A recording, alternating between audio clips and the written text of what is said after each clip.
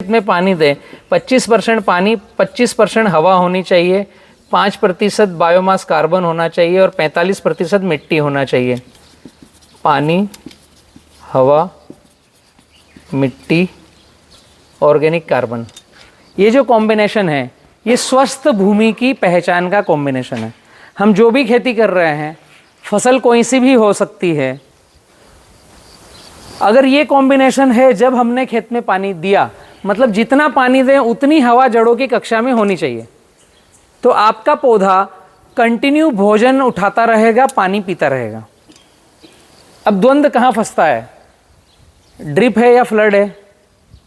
दोनों है क्या? दोनों है। तो द्वंद्व कहाँ फंसता है कि जब हम फ्लड से पानी देते हैं, तो जिस दिन हमने नाली से पानी लगाया, वो नाली तो पूरी गीली गीली गीली है, भीगी हुई है। जैसे ही पानी नाली में जाता है, हर नाली में हमने पानी लगाया है, तो पूरा खेत भीग चुका है, गीला हो चुका है। अब वहाँ हवा कहाँ से रहेगी? तो उदाहरण के लिए हमने केले में नाली में पानी लगाया, वो पूरा भेज हो चुका है, जड़ें गीलेपन में हैं, तो पौधा गीले पानी से भोजन नहीं उठाता है, केवल टॉक्सिन थोड़ा बहुत लेता है और सुस्त अवस्था में बैठा रहता है। इंतजार करता है कि ये वापसा कंडीशन कब आए, जब मैं भोजन उठाऊं। वापसा कंडीशन का मतलब होता है कि जहां नमी है, उस नमी में से हमने मिट्टी उठाई। वापसा कंडीशन मतलब नमी से मिट्टी उठाई, तो मिट्टी उठते समय उसने उठना चाहिए, हमने गोला बनाया, गोला बनना चाहिए, और दीवार पर जब मारेंगे तो दीवार पर लगकर उसने पूरा फूट जाना चाहिए। ये कॉन्सेप्ट है वापसा कंडीशन का। अगर हमने पानी दिया, मिट्टी उठा रहे हैं, तो कीचड़ ही हाथ में आ रहा है, मिट्टी आ ही नहीं रही है, ज़्यादा पानी, पौधा भोजन नहीं उठाएगा। उठा करके गोला बनाते समय वो उंगलियों से फिसल रहा है, तो भी ज़्यादा पानी है, पौधा भोजन नहीं उठाएगा। उठाते समय उंगलियां स्क्रैच मार रही है, मिट्टी निकल नहीं रही, मतलब कम पानी है, सूखा पानी है। उठा लिया है, गोला बन ही नहीं रहा है, हाथ में ही फिसल रहा है, फेंकने के पहले ही खुल गया, कम पानी है। मिट्टी निकल ही नहीं रही है, सूखी है, ड्राई है, वो आंख से भी दिख जाएगी, कम पानी है। स्टेशन क्या होना चाहिए किसी भी फसल में? वापसा कंडीशन। अब उसको दें कैसे? फ्लड पानी देंगे तो पूरा खेत भर जाता है, ड्रिप का पानी देंगे तो जहां पर ड्रिप है वहां पर पूरी नमी नमी नमी रहती है, प्रतिदिन ड्रिप चलाएंगे वो पूरा नमी नमी ही रहेगा। दोनों कंडीशन में गीलापन ज़्यादा है। किसी भी फसल को अगर एवरेजन अच्छा उत्पादन लेना है, जिसमें केले की मैं अगर बात करूं तो इसमें मस्ट लाइन आती है कि ताज़ा पानी चाहिए, और किसी भी फसल में अच्छा उत्पादन लेना है तो बासी पानी तो किसी को नहीं चाहिए, किसी भी फसल की जड़ों को नहीं चाहिए। मतलब हमने पानी दिया और वो जड़ों की कक्षा में रुका हुआ है, तो वो बासी पानी कहलाएगा।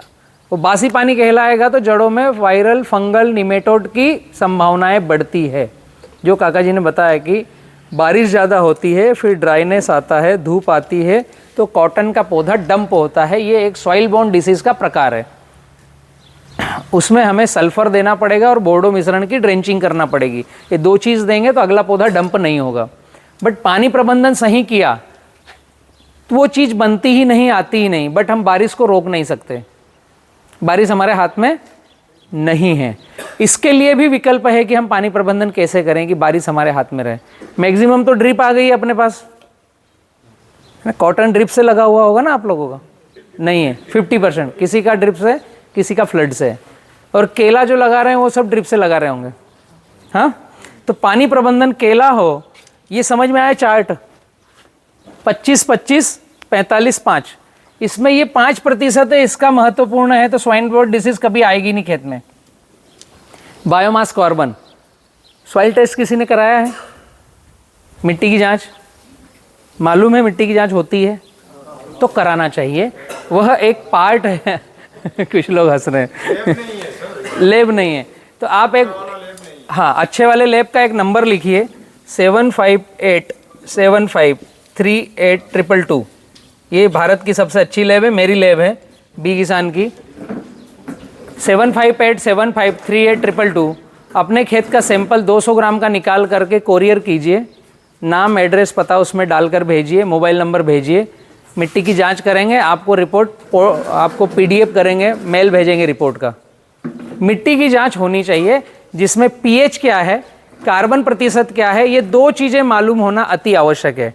आज की तारीख में मैक्सिमम मिट्टी की जांच जो हो रही है उसमें 0.3, 0.4, 0.5% कार्बन आ रहा है। होना चाहिए 1 से ऊपर 5 तक, तो हमारे खेतों में बीमारियां आएगी ही नहीं। आई तो मौसम बदलने से अपने आप ठीक होगी, हमें दवाई दुकानों पर जाना नहीं पड़ेगा। इसका इतना बड़ा योगदान है कार्बन प्रतिशत का। और मिट्टी की जांच होनी चाहिए।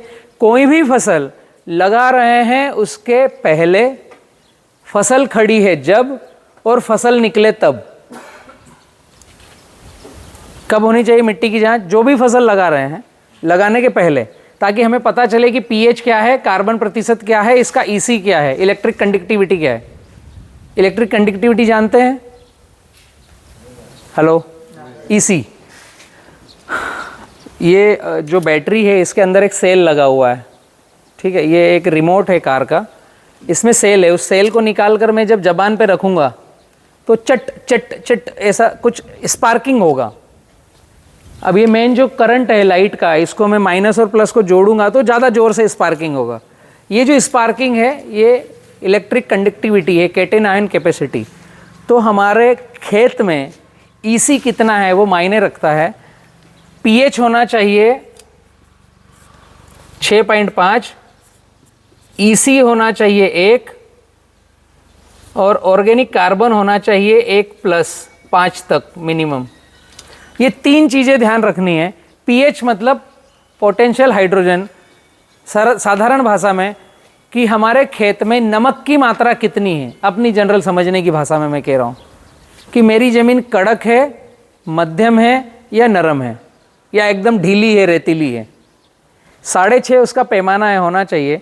अगर 7 हो गया, 7.5 हो गया, 8 हो गया, मतलब वो कड़क होती जा रही है। 6.5 से पौने 6.25, 6, पौने 6 हो गया, मतलब वो रेत बनती जा रही है, ढीली होती जा रही है। तो 6.5 होना चाहिए। तो हम कोई फसल लगा रहे हैं उसके पहले, अगर उदाहरण के लिए जो ऐसे बंजर जंगल होगा जहाँ कभी कुछ लगाया नहीं, उसका 6.5 आ जाएगा। लेकिन किसी ने एक बार भी डीएपी, एसएसपी, पोटाश डाल दिया होगा तो उसका 7 आएगा या 7 के ऊपर आएगा। वो क्यों आएगा मैं आगे खाद प्रबंधन में बतलाऊंगा। तो 7 पीएच आता है या 7.5 पीएच आता है, मतलब ज़मीन कड़क होना चालू हो गई है। तो कार्बन प्रतिशत का योगदान है पानी प्रबंधन में, आपकी फसलों के उत्पादन को घटाने बढ़ाने में। तो पानी प्रबंधन करें कैसे जिससे हमारा खेत आउटपुट ज़्यादा से ज़्यादा दे। फ्लड हो या ड्रिप हो, मैं उदाहरण दे रहा हूँ। जिस तरह की नालियाँ हैं, अभी मैं बता रहा हूँ केला या पपाया या कॉटन, जो आपकी नाली पद्धति वाली फसलें। एक फसल आती है हमारी बोने वाली, मूंगफली, सोयाबीन, उसकी बात मैं नहीं कर रहा हूँ। मैं बात कर रहा हूँ जो नाली से हम, कपास हो गया, केला हो गया, पपाया हो गया, मिर्च हो गया, इन फसलों की बात कर रहा हूँ, टमाटर हो गया। ड्रिप है तो क्या करना है, फ्लड है तो क्या करना है। तो मैं पहले बता रहा हूँ फ्लड इरिगेशन में पानी प्रबंधन कैसे करें। हमारा जो कपास है ये बहुत ज़्यादा उत्पादन दे, इसके लिए फ्लड से पानी देंगे तो कैसा देंगे।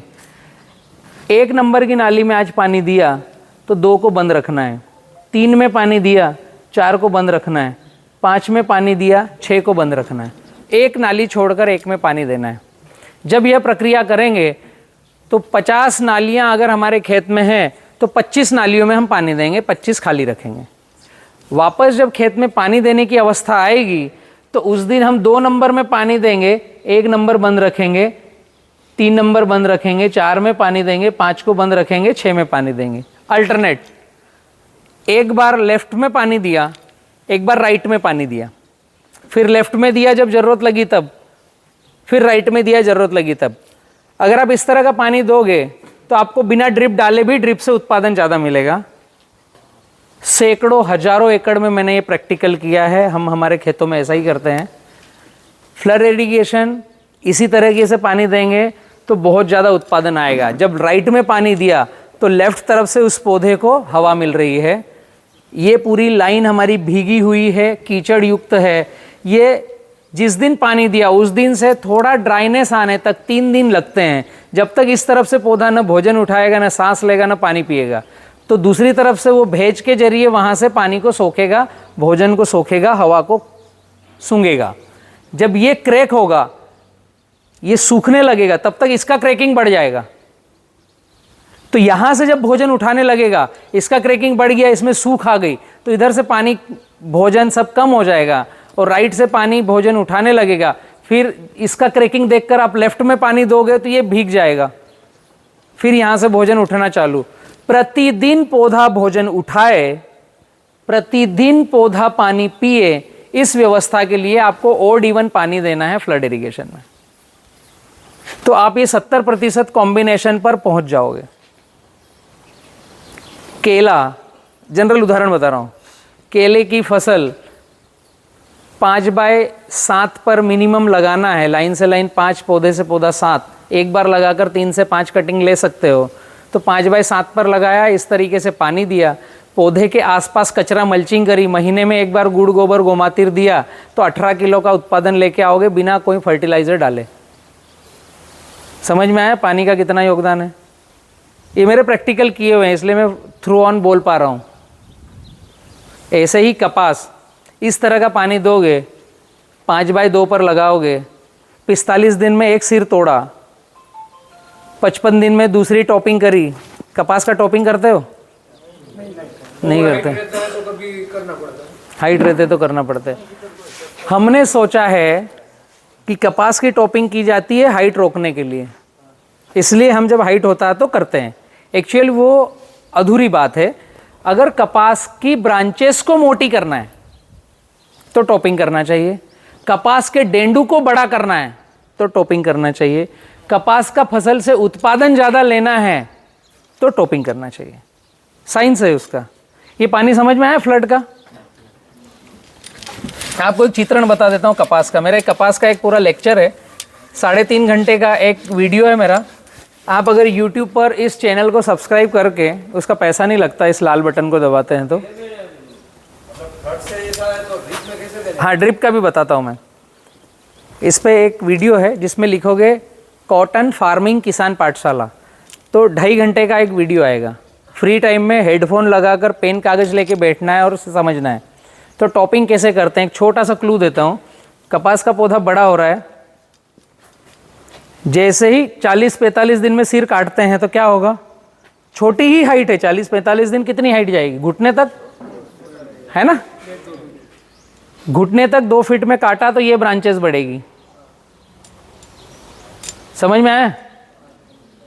अभी 55 से 60 दिन में ये ब्रांच बढ़ गई, 55 से 60 दिन में इनको काटना है। Second cutting, first topping, second topping, तो कौन सी ब्रांच बढ़ेगी?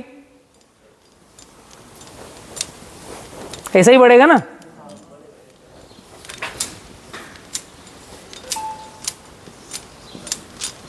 कपास की ब्रांच को मोटा करना है तो टॉपिंग करना है, और आपको हेल्दी आउटपुट चाहिए तो तीसरी टॉपिंग करना पड़ेगी इनकी। समझ में आया? थर्ड कटिंग, ये जब थर्ड कटिंग करते हैं तो ये ब्रांच मोटी होती है, ये ब्रांच मोटी होती है, और ये ब्रांच ऐसे मोटी होती है।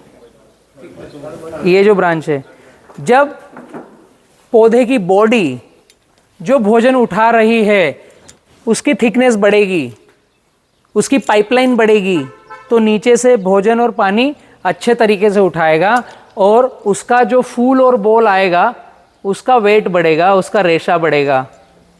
मोटी ब्रांच पर आपको मोटा डेंडू मिलता है।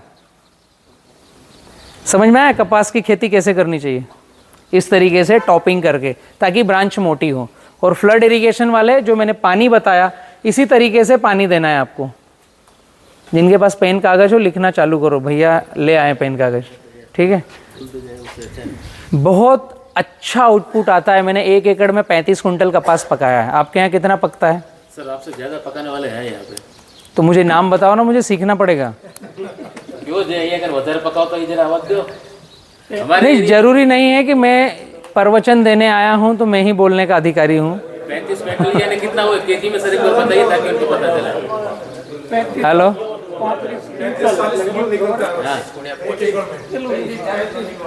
मण, एक मण मतलब 40 किलो, 16 क्विंटल, 20 क्विंटल तक आया है।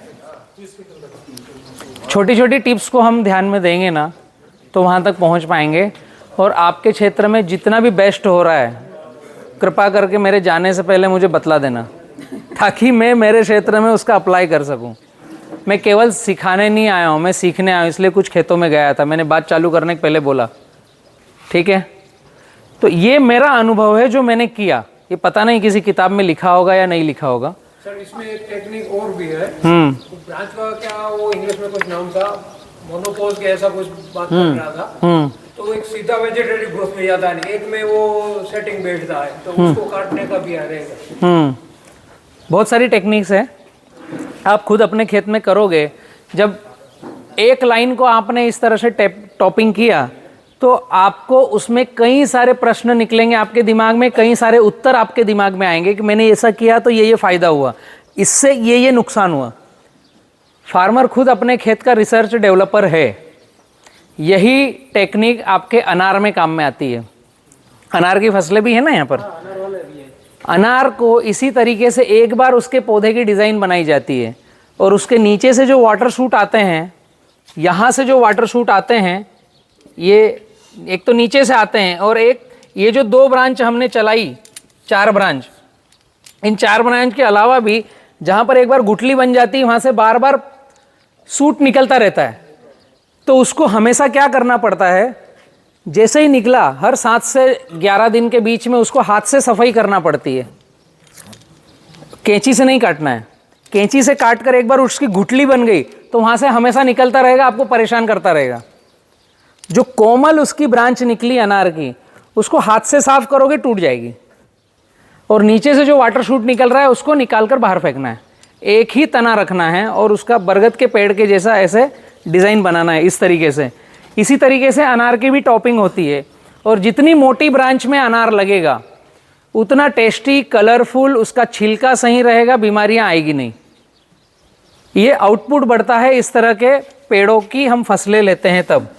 अब इसमें मैंने आपको जो फ्लड इरिगेशन बताया, उसके बाद अगर ड्रिप इरिगेशन से कॉटन लेंगे तो कैसा करेंगे जिससे आउटपुट आपका बढ़ेगा।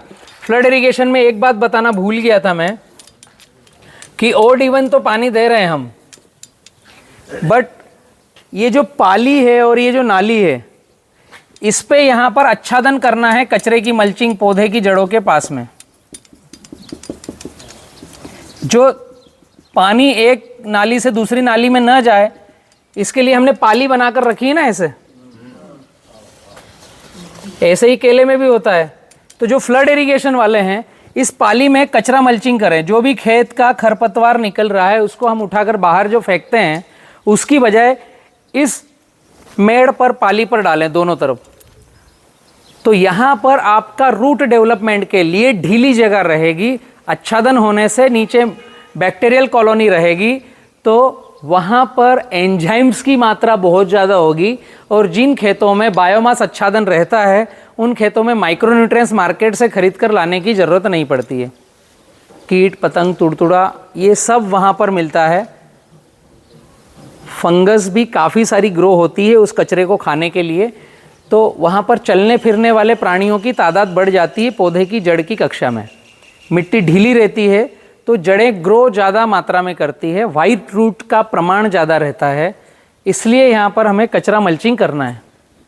अभी हम फ्लड इरिगेशन पे अगर जा रहे हैं, उसके बाद में ड्रिप पर हम टर्न हुए तो ड्रिप पे थोड़ी सी विधा बदलेगी। ड्रिप हमारी 5-5 फीट पर है, तो इसमें पानी प्रबंधन कैसा करें, ये केले के लिए भी वही नियम है, पपीता के लिए भी, कपास के लिए भी। इसको हम बोलते हैं 70-30 फार्मिंग। 70-30 खेती का सूत्र मैं बतला रहा हूँ कि 70% पानी हम फल में ज़्यादा से ज़्यादा कैसे बढ़ाएं ताकि उसका उत्पादन ज़्यादा से ज़्यादा लें। केला हो, पपीता हो, कपास हो, ये जो भी लाइन कतार पद्धति वाली फसलें हैं, अभी 10 फीट पर नाली करना है। समझ में आया? हम 5-5 फीट पर नाली करते हैं और जो बेड आता है उस पर ड्रिप लगा करके पौधा लगाते हैं, या बराबर में पौधा लगाते हैं फिर उसको मिट्टी चढ़ाते रहते हैं तो वो एक बेड बन जाता है। तो कैसे दिखता है? ऐसे दिखता है ना आपका खेत, बराबर बोल रहा हूं? तो ये एक गलत प्रक्रिया है ड्रिप इरिगेशन की खेती करने की। तो हमें एक नाली करना है, एक बराबर रहेगा, फिर एक नाली करी, फिर एक बराबर है, फिर एक नाली करी, फिर एक बराबर है। तो ये जो ऊपर वाला फोटो दिख रहा है यह ड्रिप इरिगेशन के लिए परफेक्ट ग्राफ है। ड्रिप में हमें चाहिए बेड, राइस बेड, चपटा फ्लैट बेड। हम बनाते हैं तीखा बेड, मतलब सोने की जगह गद्दा। तो तीखे को गद्दा नहीं बोलते हैं। हम पपीता में भी मिट्टी लगाते हैं या बेड बनाकर पपीता लगाते हैं, तो उसमें जब ड्रिप डालते हैं तो वो सिंगल बेड वाली पद्धति हो गई। केला हमने बराबर में लगाया, कैसे लगाते हो आप लोग यहाँ? बराबर में बेड पे फ्लैट में लगाते हैं, फिर उसमें 2 बार हम मिट्टी लगा करके थोड़ी सी उसको पाली बना देते हैं और ड्रिप उस पाली के पास में रहती है। ऐसे ही रहता है ना? किसी के यहाँ डबल ड्रिप होगी, किसी के यहाँ सिंगल ड्रिप होगी। आपके पास सिंगल है, डबल ड्रिप है? केले में डबल ड्रिप है। तो डबल ड्रिप होने से दोनों तरफ पानी का भेज बहुत अच्छा होता है। केले में 365 दिन पानी चाहिए ताज़ा, लास्ट की कंडीशन अप्लाई। 365 दिन पानी चाहिए बट ताज़ा। जब हम दोनों तरफ ड्रिप रख करके प्रतिदिन इरिगेशन करते हैं ड्रिप का, तो ताज़े पानी वाली लाइन ख़त्म हो जाती है। क्योंकि आज जो हमने पानी दिया, दोनों तरफ अगर हम इरिगेशन कर रहे हैं तो कल वो पानी वहाँ पर है, वो बासी हो गया और हमने फिर पानी दे दिया। अभी वो कल का पानी गया नहीं, आज हमने वापस पानी दे दिया, परसों फिर पानी देंगे। क्योंकि ड्रिप है तो हम प्रतिदिन 2 घंटा तो चलाएंगे ना, कम से कम मैक्सिमम 1 दिन छोड़कर चलाएंगे, इससे ज़्यादा तो कर नहीं पाओगे। आपके यहाँ की जो मैंने रेतीली ज़मीन देखी, आपको तो लगभग प्रतिदिन ही चलाना पड़ेगा। तो ताज़े पानी की संभावना बढ़ती है, तो उससे शुरुआती चरण में आउटपुट अच्छा आता है, पहले साल अच्छा आउटपुट आता है, रटून में आउटपुट आएगा नहीं। तीसरी लेने की सोच नहीं पाओगे, फिर जगह खाली करके नया पौधा लगाना है या नई फसल लगाना है। ये जो पैटर्न मैंने बताया है, सिंगल ड्रिप 5 फीट पर, पपीता हो या केला हो, सिंगल ड्रिप 5 फीट पर 10 फीट पे नाली करेंगे। यहाँ नाली करिए, यहाँ पौधा लगाया है, उसके अंदर है ड्रिप। अभी इसमें पौधा कहाँ रहेगा ये भी देखो। ये समझ में आया? ये तो चाहिए नहीं, अच्छे से खेती करना है तो ये ग्राफ आप मेंशन कर सकते हो कि पानी प्रबंधन में हम फसल को अब लगाएं कैसे। पपीता और केला दोनों के लिए पौधे से पौधा कम से कम 7 फीट चाहिए। 8 रखोगे, 9 रखोगे तो बहुत अच्छा रहेगा। सामने पौधा नहीं चाहिए, तिरछा चाहिए, जिगजैग। अभी इसके सामने नहीं है, तिरछा है, तो ये पौधा कैसे लगा? जिगजैग लगा, जेड आकार में। हाँ, अगली लाइन में फिर जिगजैग आएगा। अभी पौधा मैं कहाँ लगा रहा हूं देखो, ड्रिप अंदर है, समझ में आ रहा है? ड्रिप अंदर है।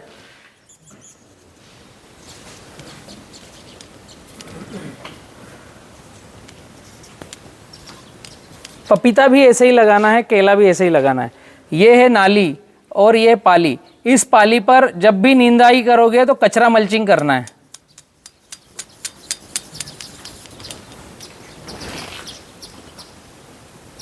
ये कॉन्सेप्ट थोड़ा सा उल्टा हो गया है मेरा बनाने में। जहाँ नाली है और मैंने पाली में कचरा मल्चिंग किया तो ड्रिप बाहर कर दी है। इसको मैं ठीक करूँगा अगर अभी, तो चेंज करना पड़ेगा मुझे। ये नाली है आपकी और ये पाली है, ये नाली है, ये पाली है। क्योंकि ड्रिप अंदर है, मेरी पौधे के अंदर ड्रिप है ना, तो ये पाली में आएगी। समझ में आया? थोड़ा सा मैंने उसको गड़बड़ कर दिया बनाने में।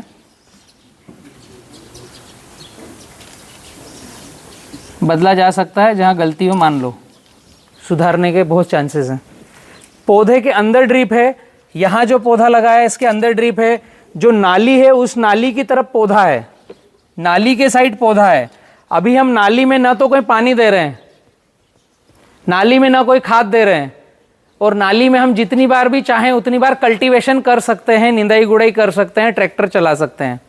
क्योंकि नाली में हम खुद खेत में चल फिर करेंगे, और ऊपर जो पाली है, नाली के ऊपर ये जो पाली है, यहाँ पर ड्रिप है और यहाँ पर कचरा मल्चिंग है। जब भी निंदाई गुड़ाई होगी यहाँ पर कचरा मल्चिंग करेंगे। अब इस कोने से इस कोने की दूरी अगर आप देखोगे तो 10 फीट है, क्योंकि ड्रिप 5-5 पे है ना, ड्रिप 5-5 पे है। तो ये कोने से ये कोने की दूरी आपकी 10 फीट हुई। आप जब नाली करोगे तो नाली का ये कोना और ये कोना 3 फीट आएगा, और ऊपर का बेड ये कोना और ये कोना 7 फीट आएगा, और ये 3 फीट आएगा। समझ में आया? 3 7 3 7 3 7। ड्रिप 5-5 पर ही है, ड्रिप को कोई चेंज नहीं किया। 7 फीट मतलब 70% जगह हमने नमी के लिए रिजर्व कर दी। ये जो 7 फीट जगह है, यहां हम निंदाई गुड़ाई का चारा भी डालेंगे, खेत के बाहर नहीं करेंगे। तो ये जो जगह है, ये जगह कचरे के कारण भेज होना चालू होगी और वापसा कंडीशन बनेगी। जब हम ड्रिप चलाते हैं, कचरे के ऊपर ड्रिप रखकर ड्रिप पे बूंद बूंद बूंद पानी गिराते हैं, तो नीचे जो पानी रहता है वो उठता है बैठता है, उठता है बैठता है। तो पूरा जितना कचरा रहता है वो ज़मीन उतनी ढीली हो जाती है, उतनी नम हो जाती है। जहाँ ड्रिप का पानी गिरता है केवल वहीं नम नहीं रहता है। अगर आप आच्छादन नहीं कर रहे हो तो ड्रिप का पानी कैसे गिरता है? ये जो बूंद गिरी ये ऐसे फैलती है, ये मिट्टी है, ड्रिप की बूंद गिरी तो नीचे ऐसा आकार लेती है। अगर यहाँ कचरा मल्चिंग कर दिया आपने तो ये पानी ऐसा फैलेगा, आड़ा फैलेगा। वरना ड्रिप का पानी नीचे जाकर आड़ा होगा, ऊपर से नीचे उतर जाएगा, फिर चौड़ा होना चालू होगा। हमको ऊपर की सतह नमी चाहिए, ऊपर की सतह पर ज़्यादा रूट्स चाहिए, तो आउटपुट हम ज़्यादा ले पाएँ। जड़ों की बढ़वार हमें ऊपर की सतह पर चाहिए। जब इस तरह की कंडीशन हम करते हैं, सिंपल सी टेक्निक है कि एक लाइन के लेफ्ट में ड्रिप डाली है, एक लाइन के राइट में ड्रिप डाली है, और यहाँ पर गीला हो रहा है और बाहर सूखा है। खेत में कोई भी अगर जाएगा तो पैर कहाँ रखेगा, गीले में या सूखे में? सूखे में रखेगा ना। जिधर नाली है, हमने मजदूर को भेजा, हम खेत में गए, कोई भी कर्मचारी काम करने गया तो सूखे में पैर रखेगा। कटाई छटाई में ये जो नाली है, ये 30% जगह हम किसानों के लिए है कि हम खेत में काम कैसे करें, और जो नमी वाली जगह है वो पौधे के लिए है कि पौधा अपनी रूट का विकास करे, डेवलपमेंट करे। वो केला हो, पपीता हो, गन्ना हो, कपास हो। ये डिज़ाइन को बोलते हैं 70-30 फार्मिंग। 70% जगह पौधों के लिए जिसको हम छेड़ेंगे नहीं, उसकी रूट को डेवलप्ड होने देंगे। 30% जगह हम किसानों के लिए कि हम उस नाली में चलकर हर पौधे तक पहुंच सकें। इसके कई सारे फायदे हैं, अनेक अनेक। एक तो हमारे पैर गीले नहीं होंगे, हमेशा सूखे में पैर रखोगे, पहला फायदा। दूसरा, जब हम गीली मिट्टी में पैर रखते हैं तो मिट्टी दबती है, कंप्रेस होती है। जब गीली मिट्टी कंप्रेस होती है तो फास्फोरस के पार्टिकल माइक्रोन्यूट्रिएंट्स के साथ उस मिट्टी को चिपका देते हैं एक दूसरे के साथ में, तो मिट्टी कड़क होना चालू होती है। नमी वाली जगह में जब हम पैर रख रहे हैं और वहाँ हमने एक बार भी अगर डीएपी डाल दिया है तो डीएपी के दाने माइक्रोन्यूट्रिएंट्स के साथ मिट्टी के साथ चिपक जाते हैं और वो जगह कड़क होने लगती है। उसकी वजह से पीएच बढ़ता है। हमें पता नहीं कि हमने गीले में पैर रखा तो हमने क्या नुकसान कर दिया। ये माइक्रो सर्जरी के बाद ये डेटा निकला है। हम केवल ट्रैक्टर को ही खेत के अंदर ले जाएंगे तो वो ब्रह्म राक्षस हमारे खेत को, मिट्टी को दबा देगा, इतना नहीं है। हम भी ब्रह्म राक्षस हैं, हमारा भी 40-50 किलो का वजन है। जब गीली जमीन में हम 40 किलो का वजन पुश करते हैं तो वो जो मिट्टी है वो माइक्रोन्यूट्रिएंट्स के पार्टिकल के साथ फास्फोरस को लेकर चिपक जाती है और कड़क होती है, और कड़क होने से अगली बार हमें बड़ा ट्रैक्टर लगता है। पहले बैल के हल से काम होता था, फिर 25 हॉर्स पावर, 35 हॉर्स पावर, अभी 55 हॉर्स पावर से भी हमारा गहरा जुताई नहीं होता था। 4 व्हील ड्राइव आ गए, आगे का पहिया भी खींचेगा, पिछला पहिया भी धक्का देगा। ऐसा हुआ है ना। तब हमारा खेत की जुताई होती है। उसके बाद में पहले लक्कड़ का पाटा घुमाते थे तो ढेपे टूट जाते थे, अभी रोटावेटर भी ढेपे तोड़ नहीं पाता, चिप्स करता है। कॉन्सेप्ट समझ में आ रहा है? 10 साल पहले रोटावेटर आने वाला था, आया नहीं था, आ रहा था, तब लक्कड़ के पाटे घूमते थे और वो ढेपे फूटते थे। वो कहते हैं ना, आवश्यकता आविष्कार की जननी है। हमें आवश्यकता पड़ी, वो ढेपे फूट नहीं पा रहे थे, कड़क हो गए थे, हमारे पैर रखने में, पैरों में नुकसान हो रहा था, इधर फिसल के लग रहा था, खेत में चलने में दिक्कत हो रही, ढेपे बड़े, तो हम रोटावेटर का इजाद किए। रोटावेटर विकल्प नहीं है। विकल्प क्या है कि वो फास्फोरस के पार्टिकल, माइक्रोन्यूट्रिएंट्स को लेकर के मिट्टी को ना बॉन्ड करें, उसके लिए ये विकल्प है। जब ये 70% जगह कचरे से ढकी हुई रहेगी, बायोमास आच्छादन, पौधे की जड़ें जो प्रतिदिन ग्रो करेगी, तो उस जगह से न्यूट्रिशन ज़्यादा उठाएगी और वो जगह हमेशा के लिए ढीली रहेगी। बायोमास आच्छादन होगा तो उसके नीचे एक कॉलोनी डेवलप होगी, जीव जीवस्य जीवनम की, एक दूसरे को खाने वाले, एक दूसरे के पूरक, कचरे को खाने वाले, फंगस बनाने वाले। और जब कोई भी प्राणी कुछ खाता है तो कुछ निकालता है, ये मालूम है ना? आज हमने सबने कुछ निकाला है, वापस कल निकालेंगे, क्योंकि कुछ खा रहे हैं। ये एक प्रक्रिया है चलने फिरने वाले प्राणी की। स्थिर प्राणी भी कुछ खाता है तो कुछ निकालता है। जब कुछ निकला, जो भी निकला वेस्टेज, मल मूत्र, वो हमारे पौधे का भोजन है। केचुआ खाद किसी ने उपयोग किया है? वर्मी कंपोस्ट, हाँ, वो वही है ना। केचुए ने कुछ खाया, उसने अपनी विष्ठा निकाली, वो विष्ठा पौधे का भोजन है। गाय का गोबर पौधे का भोजन है। चलने फिरने वाले प्राणी की तमाम, गाय, भैंस, बकरी, कुत्ता, बिल्ली, आप, मैं, सांप, बिच्छू, नेवला, केचुआ, अमीबा जो छोटा सा बैक्टीरिया आता है, XYZ जो एक जगह से दूसरी जगह चल फिर सकते हैं, ऐसे हर प्राणी की विष्ठा हमारे प्लांट का भोजन है। तो जब हम ये आच्छादन करते हैं और उसके नीचे एक बैक्टीरियल कॉलोनी डेवलप्ड होती है, तो वहाँ कुछ कीट पतंग, तुड़तुड़ा, महुआ, मक्खी, मच्छर सब रहते हैं, और बहुत सारे ऐसे रहते हैं जिनको हम देख भी नहीं पाते हैं। बैक्टीरियल कॉलोनी रहती है जो उस कचरे को खाती है, वो उनका जीवन यापन करती है। तो ज़मीन रहती है ढीली, तो हमें ट्रैक्टर की आवश्यकता नहीं, वो बेड हमेशा ढीला रहेगा। और यह टेक्नोलॉजी भारत के बाहर एडॉप्ट कर ली गई है। उन्होंने ट्रैक्टर चलाना बंद और कम कर दिया है। मक्का भी ऐसे ही लगाते हैं, कॉटन भी ऐसे ही लगाते हैं। बड़े बड़े ब्रह्म राक्षस अंदर डालते हैं केवल कटिंग करने के लिए लास्ट में। और ये यहाँ पर जो कपास मक्का लगी रहती है, ऊपर ऊपर काट लेते हैं, उसके ठुड्डे बच जाते हैं, उनको वहीं सड़ने गलने के लिए छोड़ देते हैं और दूसरी फसल बो देते हैं। ज़ीरो टिलिंग वाली खेती आ चुकी है। हमारे लिए हिंदुस्तान डंपिंग ग्राउंड है। सारे विश्व की टेक्नोलॉजी यहाँ आकर एक्सपेरिमेंट करके हमको बेच कर जाते हैं और हम उसमें चलायमान रहते हैं, व्यस्त रहकर मस्त रहते हैं। ट्रैक्टर, कल्टीवेटर, रोटावेटर, ये सारी चीज़ें हमारे लिए हैं। जिन्होंने ईजाद करी उन्होंने कल्टीवेशन करना बंद कर दिया, जीरो टिलिंग चालू कर दी। अमेरिका में जीरो टिलिंग चालू हो गई है बहुत सारी फसलों में। ऊपर ऊपर काट देते हैं, वो वहीं सड़ता है, गलता है। दीमक आकर के उन ठुड्डों को खाती है, वो इनवाइट करते हैं, दीमक को बुलाते हैं। हमारे खेत में अगर दीमक आती है तो हमें क्लोरोपाइरीफास चलाने का आदेश मिलता है किसी एग्रोनॉमिस्ट से। सिखाया गया है ना? हाँ, सिखाया गया है ना? नहीं, हम ही पूछते हैं कि मेरे खेत में दीमक आ गई, क्या करूं?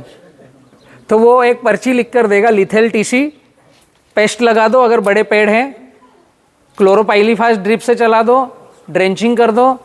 दीमक विश्व का एक ऐसा प्राणी है जो तुरंत 3 घंटे के अंदर कचरा खाएगा, मिट्टी बना देगा। वरना 300 साल लगते हैं रेत के कण को मिट्टी बनने में, 3000 साल भी लग सकते हैं कहीं कहीं पर। अगर खेत में मिट्टी का प्रमाण चाहिए, स्वस्थ मिट्टी चाहिए, तो दीमक हमारे खेत में होना चाहिए। दीमक खाता है मृत पेशी, जीवंत पेशी को खाता नहीं। जब ये ठुड्डे ऊपर से कट जाते हैं, इनकी बॉडी सूखने लगती है, सड़ने लगती है। मक्का का ठुड्डा, मक्का जिंदा रहेगी, कोई दीमक खाती नहीं उसको, आप नोटिस करो। जब मक्का कट जाती है, उसकी बॉडी सूख जाती है, वो डिस्ट्रॉय होने लगती है, तब दीमक उस मक्का के ठुड्डे को खाती है। नोटिस किया आप लोगों ने? सूखा ही खाएगी। दीमक हमेशा मृत पेशी को खाती है, जीवंत पेशी को खाती नहीं। किसी पेड़ की छाल पर अगर दीमक मिलेगी, यहाँ पर भी मिलेगी, तो इसका जो सेल ऊपर का सूखने लगा है, जो चमड़ी निकलने लगी है, केचुली निकलने लगी है, दीमक उसको खाएगी। इसकी जीवंत पेशी को नहीं खाएगी, वो प्रकृति है, उसको सेंस है। तो ये प्रक्रिया सबसे पॉजिटिव है, सबसे आउटपुट ज़्यादा देने वाली है। मैं एकदम मुद्दे पर आकर के आपको बातें बतला रहा हूँ। 70-30 फार्मिंग का फार्मूला किसान पाठशाला ने इजाद किया और पिछले 6 साल से इस पर विश्व की कई सारी यूनिवर्सिटियाँ शोध कर रही है। मैं आप ही के जैसे ऐसे किसान पाठशाला सीख रहा था। मैंने 12वीं का एग्ज़ाम दिया नहीं है, घर में पैसे की तंगी थी। 6 महीने का एग्ज़ाम दिया और ITI का फॉर्म भरा था, तो मैं ITI पॉलिटेक्निक कॉलेज के बाद में ITI करने चले गया। 96-97 में मैं इलेक्ट्रॉनिक पढ़ के आया और दुकानदारी चालू कर दी थी। Drip line, dumping level, motor winding करना, नक्शे डिज़ाइन करना, ये मेरा काम था। जब खेती में एंट्री करी तो आप जैसे सीख रहे हो ऐसे ही सीखने जाता था। 2000 से लेकर 2010 तक सीखने का प्रोग्राम चालू किया। 2010 में ऐसा लगा कि सीखते सीखते कुछ दिमाग में आ गया है, तो बांटना चालू किया 2010 के बाद। तो ये फॉर्मूला निकल के आया जब हमने खेतियाँ चालू करी और हमने हमारी खेती में अपनाया। 2022 में जयपुर में मुझे 18 दिसंबर 2022 डॉक्टरेट के अवार्ड से नवाजा गया इस टेक्नोलॉजी के नाम पर।